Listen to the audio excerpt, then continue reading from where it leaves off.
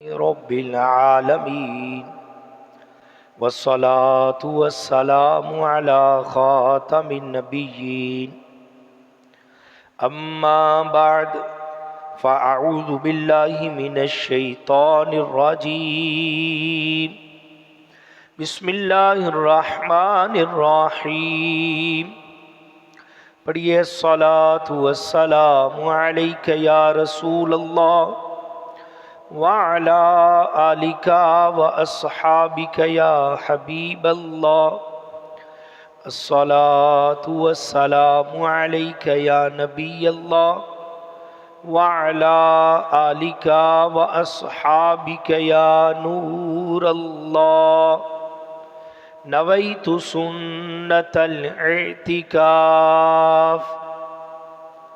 اللہ پاک کے آخری نبی رسول ہاشمی صلی اللہ علیہ وسلم کا فرمان عالی شان ہے، ما صلی علیہ صلاۃ صلی اللہ علیہ بہا عشرا وکتب لہ عشر حسنات،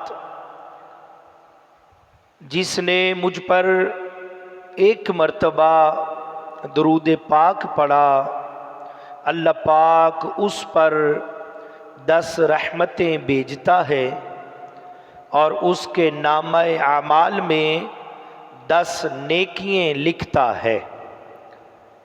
برسے گی رحمت شہ ابرار بالیقین، برسے گی رحمت شہ ابرار بالیقین، مٹ جائے گا گناہوں کا کاجل، درود پڑھو۔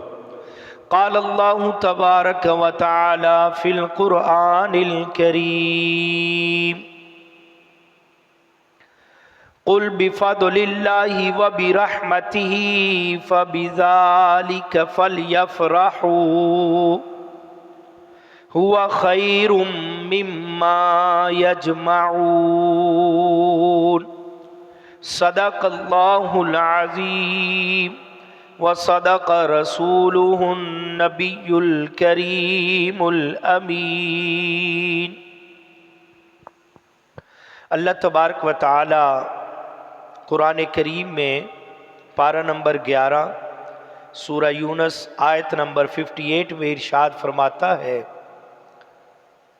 تم فرماؤ اللہ کے فضل اور اس کی رحمت پر ہی خوشی منانی چاہیے، یہ اس سے بہتر ہے جو وہ جمع کرتے ہیں۔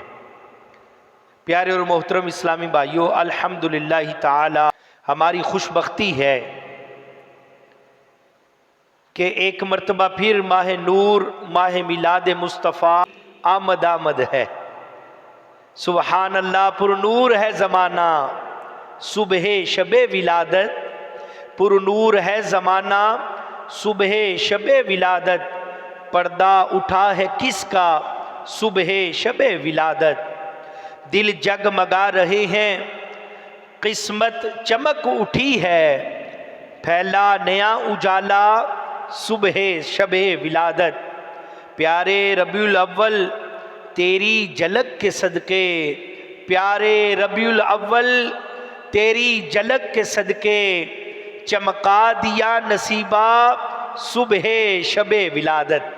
الحمدللہ، میلاد شریف منانا، آمد کے مہینے میں خوشیاں منانا، گھر سجانا، گلیاں سجانا، محلے سجانا، میلاد شریف کی محفلیں سجانا، اس پر خوشی کرنا، لنگر تقسیم کرنا، کھانے بانٹنا، تحائف دینا، یہ وغیرہ جتنے بھی کام ہیں یہ سعادت کے کام ہیں، یہ خوش نصیبی کے کام ہیں، یہ خوش بختی کے کام ہیں، یہ نیک کام ہیں جس میں دین و دنیا کی سعادتیں جمع کر دی گئی ہیں۔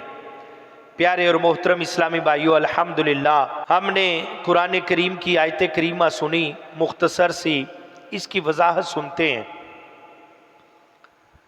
اللہ پاک قرآن کریم میں فرماتا ہے، قل تم فرماؤ، یہ بڑی لطف کی بات ہے، یہ بڑی لذت والی بات ہے۔ جب بھی قرآن کریم کی تلاوت کریں اور اس لفظ پر پہنچیں، یعنی جہاں پہ آئے قل، اے محبوب آپ فرما دیجئے، قل کا ترجمہ ہے اے محبوب آپ فرما دیجئے، آپ فرمائیں، تو میں یہ درخواست کروں گا کہ اس جگہ رک کر اس لفظ کا سرور لیا کیجئے، اس لفظ کا مزہ لیا کیجئے، تو اس لفظ کو سمجھا کیجئے۔ یہ کتنی سرور کی بات ہے، کتنی لذت کی بات ہے، کتنی زبردست بات ہے۔ ارشاد اللہ پاک کا ہے، ارشاد رب تعالیٰ کا ہے، اس نے اپنے بندوں کو فرمانا ہے، حکم رب کا ہے، ارشاد رب کا ہے، فرمانا اس نے اپنے بندوں کو ہے، مگر اللہ پاک کہلواتا ہے ہمارے آقا محبوب خدا صلی اللہ علیہ وسلم کی زبان مبارک سے۔ فرمان رب کا ہے لیکن کہلواتا کس سے ہے؟ ہمارے آقا صلی اللہ علیہ وسلم کی زبان سے۔ کتنی پیاری بات ہے، قل کہہ کے اپنی بات بھی لب تیرے سے سنی، قل کہہ کر اپنی بات بھی لب تیرے سے سنی، اللہ کو ہے اتنی تیری گفتگو پسند، اللہ کو ہے اتنی تیری گفتگو پسند۔ خیر پیارے اور محترم اسلامی بھائیوں، فرمایا اے محبوب صلی اللہ علیہ وسلم آپ فرما دیجئے، کیا فرمانا ہے؟ بِفَضْلِ اللَّهِ وَبِرَحْمَتِهِ فَبِذَلِكَ فَلْيَفْرَحُوا، اللہ کے فضل اور اس کی رحمت پر ہی خوشی منانی چاہیے۔ پیارے اور محترم اسلامی بھائیوں، دو چیزیں ہیں، ارشاد ہوا یہاں پہ اللہ پاک کا فضل ایک، اور دوسرا فرمایا گیا اللہ پاک کی رحمت۔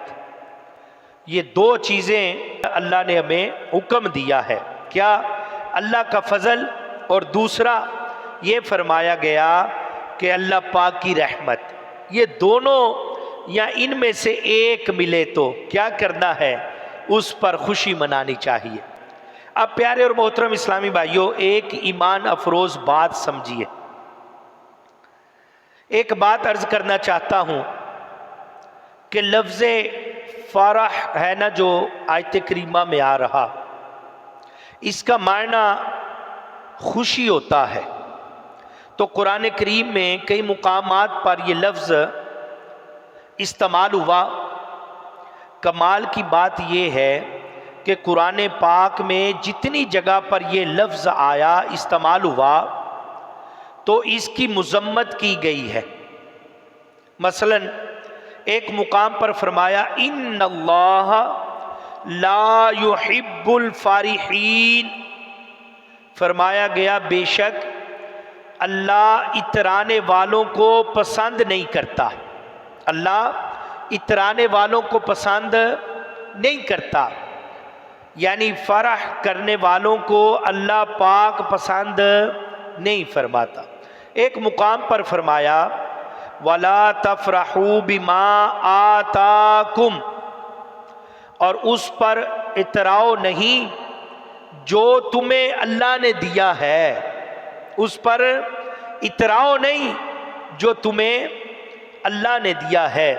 اور ایک مقام پر غیر مسلموں کے متعلق فرمایا حَتَّى إِذَا فَرِحُوا بِمَا أُوتُوا أَخَذْنَاهُمْ بَغْتَةً، فرمایا یہاں تک کہ جب وہ اس پر خوش ہو گئے جو انہیں دی گئی تو ہم نے اچانک انہیں پکڑ لیا۔ آپ دیکھیں جہاں جہاں لفظ فرح آ رہا ہے، اس کے معنی کیا کیے جا رہے ہیں؟ جنہوں نے فرح یعنی خوشی کی، ان کی مذمت کی جا رہی ہے۔ قرآن کریم میں چند مقامات ہیں جہاں فرح کی اجازت دی گئی ہے، باقی منع فرمایا جا رہا ہے، مذمت کی جا رہی ہے۔ چند مقامات ایسے ہیں جہاں فرمایا گیا کہ خوش ہو جاؤ، خوشی کرو۔ یہ اب اجازت جو مل رہی ہے جس کو پسند کیا جا رہا ہے، ان میں سے ایک مقام یہ بھی ہے، فرمایا بِفَضْلِ اللَّهِ وَبِرَحْمَتِهِ فَبِذَلِكَ فَلْيَفْرَحُوا۔ پیارے اور محترم اسلامی بھائیوں، فرمایا اللہ کے فضل اور اس کی رحمت پر ہی خوشی منانی چاہیے، اس کے فضل، اس کی رحمت پر ہی خوشی منانی چاہیے۔ اب پیارے اور محترم اسلامی بھائیوں، کہنے کا مقصد یہ ہے کہ اگر قرآن کریم کے ان تمام مقامات کو جمع کیا جائے تو نتیجتاً کیا نکلے گا؟ نتیجہ یہ نکلے گا کہ دنیا کی فانی زندگی پر خوشیاں مت مناؤ۔ اللہ پاک نے جو تمہیں کمالات دیے ہیں، جو علم و ہنر دیا ہے، جو صلاحیتیں عطا کی ہیں، ان پر فخر نہ کرو، دی گئی نعمتوں پر مت اتراؤ۔ ہاں ایک بات ہے جس پر تمہیں خوش ہونا ہے، جس پر تم نے جھومنا ہے، خوشیوں کا خوب اظہار کرنا ہے، وہ کیا ہے؟ فرمایا وہ اللہ پاک کا فضل ہے اور اس کی رحمت ہے۔ جب بھی فضل و رحمت نصیب ہو اس پر ضرور خوشیاں منایا کرو۔ اب پیارے اور محترم اسلامی بھائیوں، مزید فرمایا ہوا خیر مما یجمعون، یہ اس سے بہتر ہے جو وہ جمع کرتے ہیں۔ اس جملے کو دو معنوں میں بات کو سمجھیں۔ ایک مطلب تو یہ بن سکتا ہے کہ جو تم مال و دولت جمع کیے بیٹھے ہو،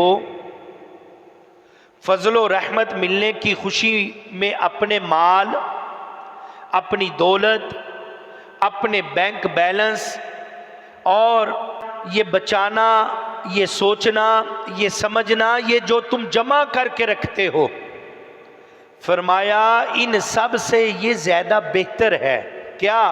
دوسرا معنی سمجھیے کہ جو چیز تم جمع کرتے ہو، مثلا ہم مال جمع کرتے ہیں، بعض لوگ سونا خرید کر رکھتے ہیں، سونا جمع کرتے ہیں، بعض ڈالر جمع کرتے ہیں، بعض لوگ روپیہ پیسہ کرنسی کی صورت میں جمع کرتے ہیں، اچھا بعض لوگ جائیداد بناتے ہیں، جمع کرتے ہیں، بعض لوگ مکان خریدتے ہیں، جمع کرتے ہیں، بعض لوگ گاڑیاں خریدتے ہیں، جمع کرتے ہیں، بعض لوگ کسی چیز کے شوقین ہوتے ہیں، مال و دولت کے ساتھ اس کو خرید کر جمع کر لیتے ہیں، اب وہ اکٹھے کرتے رہتے ہیں۔ تو فرمایا جو چیز تم جمع کرتے ہو، جب وہ چیز تمہیں ملتی ہے تو تمہاری سیلری بڑھ گئی، سیلری میں اضافہ ہو گیا، تمہیں مال و دولت بڑھ گیا، تمہیں کہیں سے مال آنا تھا، مال مل گیا، تم نے زمین خریدنی تھی،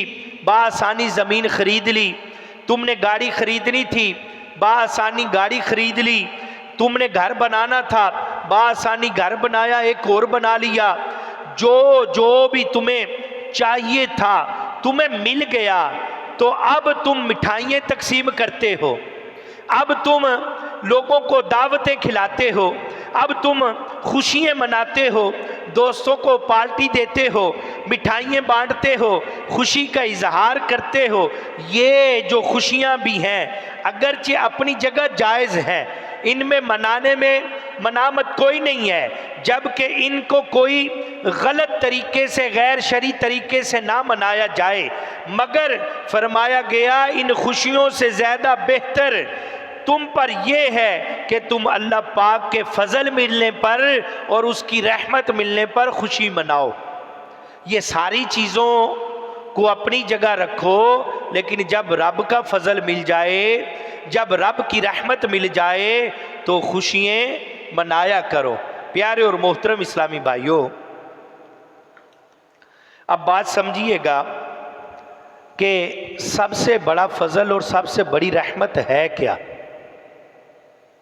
یہ بات تو پتہ چل چکا کہ عام دنیا داری کی چیزیں ملنے پر دنیاوی خواہشات پوری ہونے پر خوشی منانا اپنی جگہ، اس سے زیادہ بہتر کیا ہے؟